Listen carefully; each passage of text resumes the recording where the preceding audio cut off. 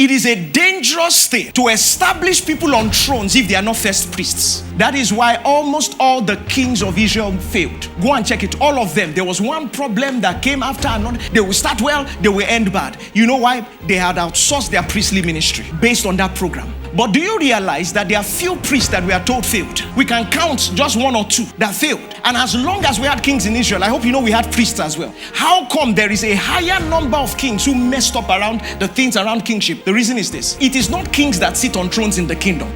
It is priests that sit on thrones in the kingdom.